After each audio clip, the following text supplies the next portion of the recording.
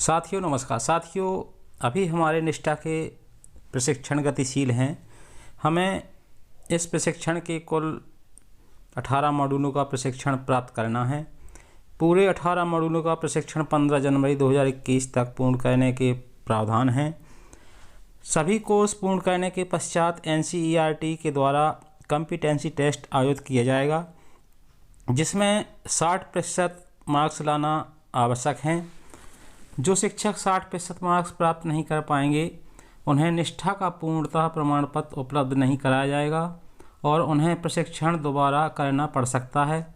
तो साथियों, आगे जो प्रश्न उत्तर दी जा रही है उसे अच्छे से याद कर लें या इसे कहीं पर नोट कर लें, जिससे कि जनवरी के अंतिम सप्ताह में होने वाले टेस्ट को आसानी से हल कर सकें और जो मूल प्रमाण पत्र है वो आपको मिल जाए।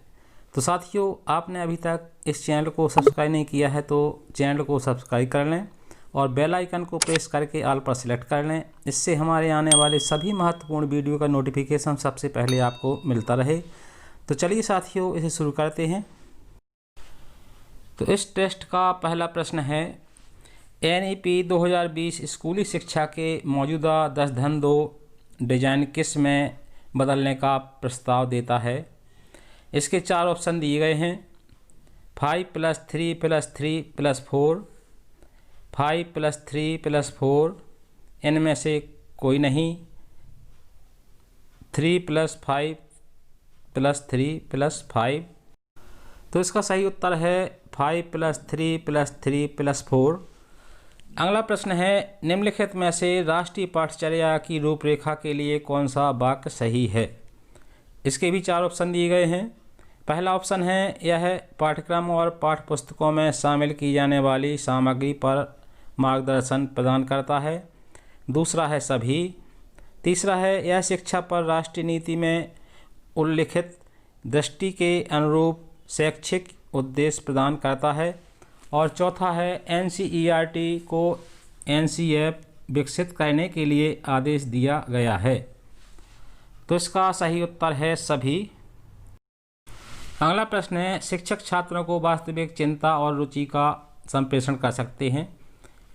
पहला ऑप्शन है, उनके कार्यों पर सवाल नहीं उठाकर। दूसरा है, उन्हें गतिविधियों में वरीयता देकर। तीसरा है, आंख से संपर्क करके।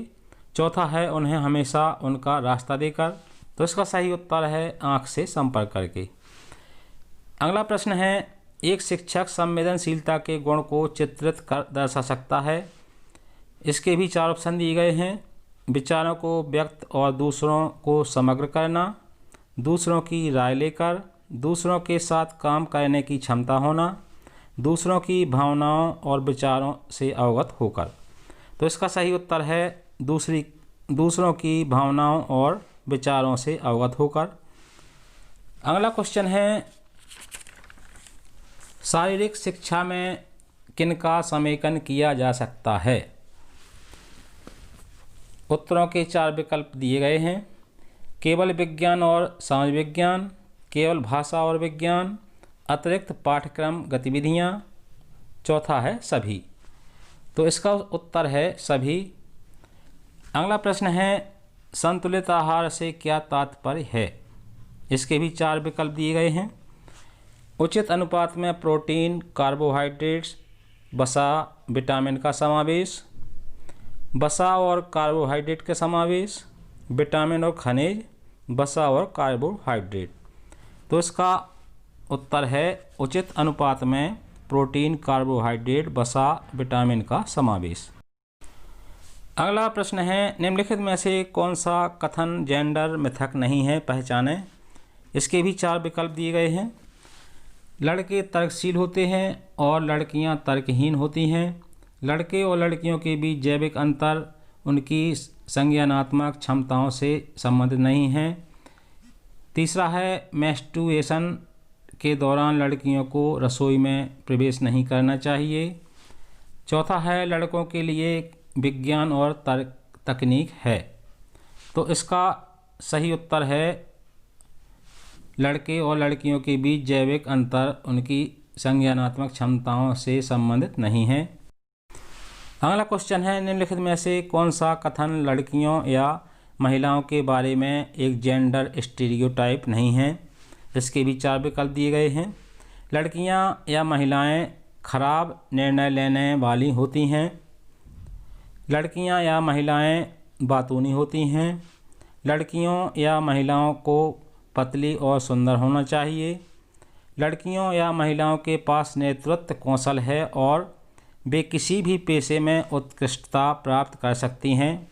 तो इसका सही उत्तर है लड़कियों या महिलाओं के पास नेतृत्व कौशल है और वे किसी भी पेशे में उत्कृष्टता प्राप्त कर सकती हैं। अगला प्रश्न है, ICT समेकित शिक्षण के लिए विषय वस्तु विश्लेषण की क्या आवश्यकता है। इसके भी 4 विकल्प दिए गए हैं। ICT उपकरणों का उपयोग करके कक्षा में विभिन्न गतिविधियों का आयोजन। दूसरा है सभी। तीसरा है सीखने के परिणामों को प्राप्त करने और उनका आकलन करने के लिए उन अवधारणाओं पर जोर दें जहां ICT को एकीकृत किया जा सकता है। चौथा है विभिन्न ICT उपकरणों का उपयोग करके शिक्षण दृष्टिकोण या विधियों की योजना। तो इसका सही उत्तर है सभी। अगला प्रश्न है, ओपन एजुकेशन रिसोर्स OER है। 4 ऑप्शन दिए गए हैं। NROER सुलभ स्कूल विषय अवधारणा आधारित एक पुस्तकालय है जिसमें ऑडियो वीडियो सीखने की वस्तुएं, चित्र, प्रश्न बैंक, गतिविधियां या प्रस्तुतियां हैं जिन्हें डाउनलोड और साझा किया जा सकता है और जिन पर टिप्पणी की जा सकती है। अधिगम शिक्षण और मूल्यांकन के लिए उपयोगी स्वतंत्र रूप से उपलब्ध खुलेआम लाइसेंस प्राप्त सामग्री और मीडिया। तीसरा है सभी। चौथा है यह पूर्ण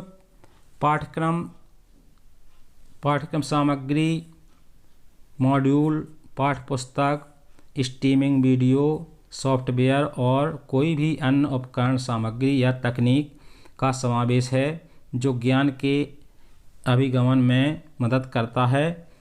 तो इसका सही उत्तर है सभी। अगला प्रश्न है, गणित की विभिन्न अवधारणाएं विज्ञान, सामाजिक अध्ययन और भाषा को समेकित अधिगम के जरिए प्रभावकारी ढंग से पढ़ाया जा सकता है। इसके भी 4 विकल्प दिए गए हैं। पहला है गलत, दूसरा है सही, तीसरा है केवल एक अवधारणा में और चौथा है संभव नहीं। तो इसका उत्तर है सही। अगला क्वेश्चन है, कला समेकित शिक्षा में कला को किस संदर्भ में लिया गया है। इसके भी 4 ऑप्शन दिए गए हैं। परंपरागत कला, लोक कला, परीक्षा की पद्धति, शिक्षण शास्त्र का एक टूल। तो इसका सही उत्तर है शिक्षण शास्त्र का एक टूल। तो साथियों, वीडियो पसंद आया हो तो वीडियो को लाइक और शेयर अवश्य कर दें और चैनल को सब्सक्राइब भी कर दें। आज के वीडियो में इतना ही। मिलते हैं अगले वीडियो में किसी नई जानकारी के साथ। तब तक के लिए नमस्कार, जय हिंद।